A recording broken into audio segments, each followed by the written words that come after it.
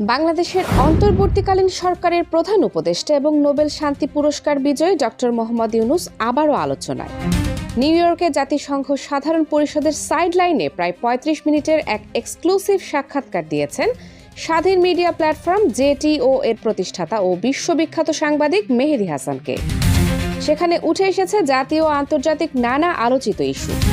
এই সাক্ষাৎকারে আলোচনায় এসেছে ডোনাল্ড ট্রাম্পের নোবেল শান্তি পুরস্কার প্রাপ্তির চেষ্টা, বাংলাদেশের পাসপোর্টে ইসরায়েল সংক্রান্ত নিষেধাজ্ঞার পুনর্স্থাপন, মিয়ানমার ও গাজার মানবিক বিপর্যয়, গত বছরের ছাত্র নেতৃত্বাধীন বিপ্লবের উত্তরাধিকার, কেন এবং কোন পরিস্থিতিতে তিনি অন্তর্বর্তী সরকারের দায়িত্ব নিয়েছেন, দেশের অর্থনীতির বর্তমান বাস্তবতা, সদ্য গঠিত ন্যাশনাল সিটিজেন পার্টি অর্থাৎ এনসিপি, রোহিঙ্গা সংকটের সমাধান, আওয়ামী লীগের রাজনৈতিক কার্যক্রম স্থগিতাদেশ, সংখ্যালঘু নির্যাতন বিতর্ক, শেখ হাসিনার বিচার ও প্রত্যর্পণ, ভারত বাংলাদেশ সম্পর্ক এবং জাতীয় নির্বাচন দেরির কারণ সহ বহু গুরুত্বপূর্ণ বিষয়।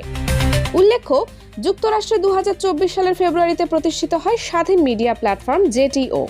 এর প্রতিষ্ঠাতা সাংবাদিক মেহেদী হাসান তার ধারালো প্রশ্ন আর স্পষ্টভাষী স্টাইলের জন্য বহুল প্রশংসিত। আর ডক্টর ইউনূসের সঙ্গে এই সাক্ষাৎকারও ছিল যথেষ্ট তীক্ষ্ণ ও চ্যালেঞ্জিং। সাক্ষাৎকারে ডক্টর ইউনূস স্পষ্ট ভাষায় জানান, সাবেক প্রধানমন্ত্রী শেখ হাসিনা দেশ ছেড়ে পালানোর পর আওয়ামী লীগের রাজনৈতিক কর্মকাণ্ড স্থগিত করার সিদ্ধান্ত ছিল একেবারেই যৌক্তিক। তিনি সমালোচকদের অভিযোগ প্রত্যাখ্যান করে বলেন, আমরা দলটিকে নিষিদ্ধ করিনি, শুধু রাজনৈতিক কার্যক্রম সাময়িকভাবে বন্ধ রাখা হয়েছে। নির্বাচন কমিশন মনে করছে আওয়ামী লীগ নির্বাচন প্রক্রিয়ায় অস্থিরতা তৈরি করতে পারে, তবে এই স্থগিতাদেশ স্থায়ী নয়, প্রয়োজনে তা প্রত্যাহার করা হবে। আওয়ামী লীগের লক্ষাধিক সমর্থকের কণ্ঠরোধ হচ্ছে কিনা এমন প্রশ্নে ডক্টর ইউনূস বলেন, আমি বলবো না লাখ লাখ, অনেকে আসল সমর্থক ছিলেন না, বরং ক্ষমতার কাছে মাথা নত করেছিলেন, তবে তাদের ভোটাধিকার অক্ষুণ্ণ থাকবে। এছাড়া তিনি অভিযোগ করেন, গত বছরের ছাত্র আন্দোলনের সহিংস দমন পীড়নের ঘটনায় যেখানে জাতিসংঘের হিসাবে প্রায় ১৪০০ মানুষ নিহত হয়, তার জন্য আওয়ামী লীগের বিন্দুমাত্র অনুশোচনা নেই। এ কারণেই তাদের কার্যক্রম স্থগিতের সিদ্ধান্ত যৌক্তিক।